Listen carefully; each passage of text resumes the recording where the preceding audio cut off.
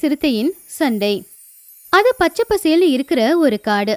காட்டுல இருக்கிற நிறைய விலங்குகள் குளத்துல வந்து தண்ணி குடிச்சுக்கிட்டு இருந்தாங்க. நிறைய பேர் அங்க நின்று பேசிக்கிட்டு இருந்தாங்க. அப்போ பாலி அப்படிங்கிற ஒரு சிறுத்தையும் வந்து அந்த குளத்துல தண்ணி குடிச்சுக்கிட்டு இருந்துச்சு. அப்போதான் அங்க குதந்திரம் பண்றதுக்காக நிறைய ஓநாயும் வந்தாங்க. முதலாளி, நீதான் வேகமான வேட்டைக்காரன்னு கேள்விப்பட்டேன். இதுல கேள்விப்படுறது என்ன இருக்கு? இது எல்லாருக்குமே தெரியும். ஆனா சில பேர் அதை ஒத்துக்கிறது இல்லையே. எந்த முட்டாள் அப்படி சொல்லிட்டே இருக்கா? பல்ராம் எருமை. அவ என்ன சொன்னா? அந்த பல்ராம் சொல்றான், பாலி மாதிரி சிறுத்தையோட நேரம் முடிய போற காலம் வருதுன்னு. உண்மையான பலம் அவன மாதிரி எருமைக்கு தான் இருக்குமா.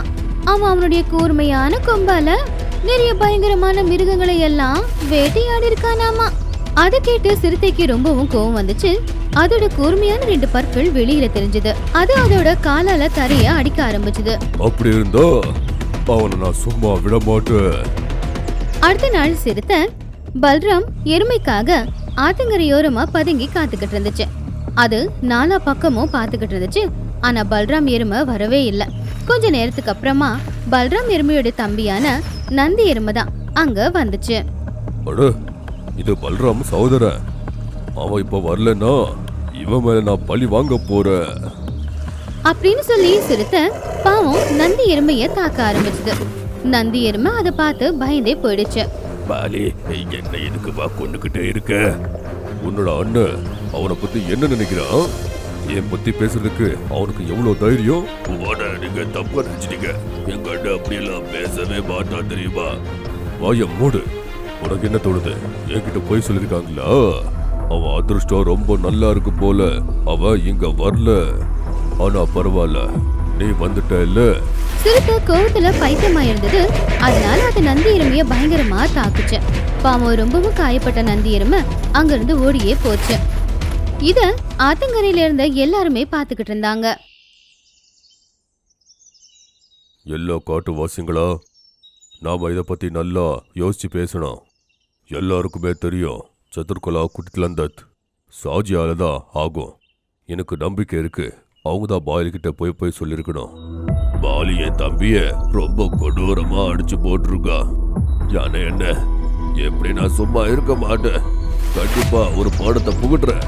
இத சிங்கராஜா கிட்ட போய் நான் கண்டிப்பா சொல்ல போறேன். பல்ராம் எருமை கோவமா அங்கிருந்து போச்சு. யானை அண்ணன், செட்டாடுத்து என்ன போகுதுன்னு தெரியலையே. இப்போ நேரம் வேற கடந்து போச்சு. நம்ம ஏதாச்சும் பண்ணியே ஆகணும். பல்ராமுக்கு அவங்க தம்பி நந்தி மேல பாசம் அதிகம். ஆனா என்னாலும் சரி, நம்ம இதே இருக்க போறதே இல்லை. முதல்ல நம்ம பாலி கிட்ட பேசாகணும். அவனுக்கு பேசி புரிய வைக்கணும். இப்போ வரைக்கும் அவன் பண்ணது எல்லாமே ரொம்ப பெரிய தப்பு தான். ஒருவேளை நந்திக்கிட்ட அவ மன்னிப்பு கேட்டா இங்கே எல்லாம் முடிஞ்சிடும் அப்படின்னு சொல்லி யானை சிறுத்தைய பாக்குறதுக்காக போச்சு. சிறுத்தை ஒரு பெரிய பாறையில படுத்துக்கிட்டு இருந்துச்சு. கண்ணுல கோவமும் உடம்புல நடுக்கமும் இருந்துச்சு. பாலி, நீ ஒரு புத்திசாலி சிறுத்தை. ஆனா நீ எதுக்கு இப்படி எல்லாம் பண்ண? நந்தி அப்பாவி, நீ எதுக்கு கொண்ட அவனை? என்கிட்ட வந்து யாரும் இப்படி பேச வேண்டாம். அவன் அண்ணன் என்னையும் அவமானப்படுத்திருக்கா தெரியுமா? எனக்கு பின்னாடி என்னென்னமோ சொல்லியிருக்கான். பாரு பாலி, இதை நம்ம பெருசாக்க கூடாது. திமிரு நமக்கு எப்பவுமே ஆபத்து தான்.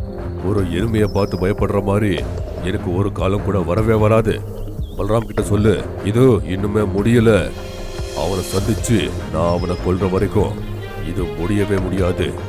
யானை ரொம்பவும் சோகமா அங்கிருந்து போயிடுச்சு.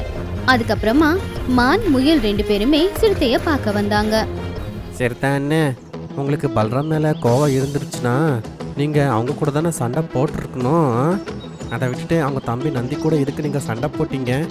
இதுதான் சரியான நேரம் சிறுத்தை. இந்த சண்டையை இங்கேயே முடிச்சிரு. இல்ல, நான் கில்டா ஃபீல் பண்ணவே இல்ல. பல்ராம் என்ன ஆவான்னு பாருங்க. எல்லாருக்குமே நல்லாவே புரிஞ்சு போச்சு சிறுத்தை அவங்க பேச்ச கேட்க போறது இல்லைன்னு. கடைசியில எல்லாரும் சேர்ந்து ஒரு முடிவையும் எடுத்தாங்க. சிங்கராஜாவை பார்க்க போனாங்க. பாலி, நீ கொஞ்சம் கூட யோசிக்காம பல்ராமோட தம்பிய நீ அடிச்சிருக்கவே கூடாது தெரியுமா?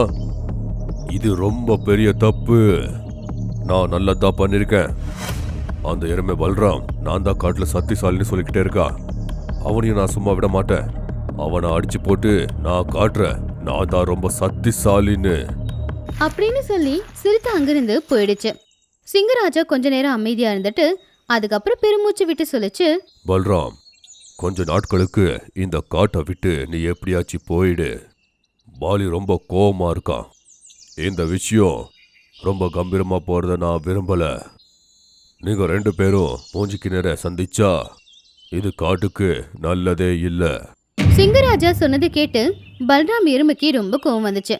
பல்ராம் எருமையும் ரொம்ப கோவமா சிங்கராஜாவை பார்த்து, இல்ல ராஜா, நான் புதுக காட்டி எப்பவுமே ஓடி போக மாட்டேன். என்னால் அவனுக்கு அவ்வளோ பிரச்சனையா இருந்தா அவனை வந்து என்கிட்ட கேட்டிருக்கணும். இல்ல, என் தம்பியை அடிச்சிருக்கவே கூடாது. அவன் தெரியுமா, நானே அவனை யுத்தத்துக்கு கூப்பிடுறேன். இந்த விஷயம் காட்டு தீ மாதிரி எல்லா பக்கமும் பரவுச்சு. பாலி சிறுத்தைக்கும் பல்ராம் எருமைக்கும் பயங்கரமான சண்டை நடக்க போகுது அப்படின்னு. இந்த யுத்தம் காட்டோட ரூல்ஸ் பிரகாரம் நடக்கும். மைதானத்தை யாரு விடுறாங்களோ அவங்க தோத்து போனதா இருக்கும் அப்படின்னு சிங்கராஜா அவருடைய கையை தூக்கி இப்படி சொன்னாரு. யுத்தத்தை ஆரம்பிங்க. சிறுத்தை மின்னல் வேகத்துல வேகமா ஓடி எருமைய தாக்குறதுக்கு முயற்சி பண்ணுச்சு. ஆனா எருமைய தயாராதான் இருந்துச்சு. அது அதோட கூர்மையான கொம்பால சிறுத்தைய தூக்கி எரிஞ்சுது. அவ்வளவுதான், சிறுத்தை தூரமா போய் விழுந்துருச்சு. அங்க கூடியிருந்த எல்லாருமே ரொம்ப ஆச்சரியமா பாத்துக்கிட்டு இருந்தாங்க. சில பேர் பயப்படவும் ஆரம்பிச்சாங்க. பல்ராமோட சக்தி ரொம்ப அற்புதமா இருக்கு. சிறுத்தை மறுபடியும் மெதுவா எழுந்துருச்சு. மறுபடியும் வேகமா போச்சு. இந்த தடவை அது வேகமா போய் எருமையோட கால்ல மோதிச்சு. அப்போ எருமையும் தூரமா போய் விழுந்துச்சு. ஆனாலும் அதுக்கு கோவம் வந்து அது மறுபடியும் தரைய காலால தட்டுச்சு. தரைய அதிர்ந்துச்சு. அதை பார்த்து சிறுத்தை பின்னாடி பின்னாடி போச்சு. சிறுத்தை இந்த தடவை தயாரா தான் வந்திருக்கு. ஆனா எருமைக்கு முன்னாடி சிறுத்தையால நிக்க முடியல போலயே. சிறுத்தை மறுபடியும் எருமைய தாக்க போச்சு. ஆனா இந்த தடவை எருமை ரொம்பவும் தயாரா இருந்ததுனால அது வேகமா வந்து அதோட கூர்மையான கொம்பால சிறுத்தைய தூக்கி எரிஞ்சுது. சிறுத்தை அதுக்கப்புறம் எழுந்துச்சு நிக்க முயற்சி பண்ணுச்சு. ஆனா அதால சுத்தமா முடியல. இப்போ உனக்கு புரியுதா? சத்தியங்கிறது வேகத்திலையும் வேட்டை ஆடுதல மட்டும் இல்ல, தைரியம் நியாயத்துலதான் அது இருக்கும். சிறுத்தை உடனே தலை குனிஞ்சு அது பண்ணதை நினைச்சு அது ரொம்பவும் வருத்தப்பட்டுச்சு. அப்பதான் மான் முயல் 2 பேருமே அங்க ஓடி வந்தாங்க. மகாராஜா, இதுக்கு பின்னாடி காரணமா இருந்தது அந்த ஓனாயும் அந்த நரிதான். அவங்க தான் சிறுத்தைக்கிட்ட ஏதேதோ பொய்யெல்லாம் சொல்லி இவங்க 2 பேரும் நடுவுல இந்த மாதிரி தீய மூட்டினாங்க. அதை கேட்டதுமே சிங்கத்துக்கு ரொம்ப கோவம் வந்துச்சு. சதுர்குலா, நரியே, அப்புறம் குட்டில் ஓனாயி, இனிமே நீங்க இந்த காட்டை விட்டு வெளியே இருக்கணும். இந்த காட்டுக்கு உங்களுக்கு ஒரு சம்பந்தமும் இல்ல. அத கேட்ட உடனே நரிய பயந்து போச்சு. ஓனாயும் பயந்து போச்சு. ஒருத்தங்கள ஒருத்தங்க பாத்துக்கிட்டு அங்கிருந்து ஓடியே போயிட்டாங்க. சிறுத்தை மெதுவா மெதுவா நந்தி பக்கத்துல போச்சு. அதோட முகத்துல வருத்தம் தெரிஞ்சது.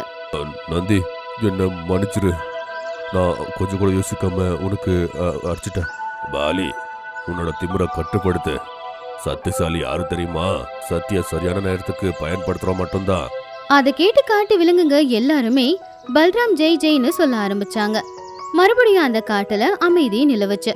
ஏன்னா அமைதியை கெடுக்கிற அந்த ஓனாயும் நரியும் இல்லைங்கிறதுனால காடு இப்ப ரொம்ப சந்தோஷமா தான் இருந்துச்சு.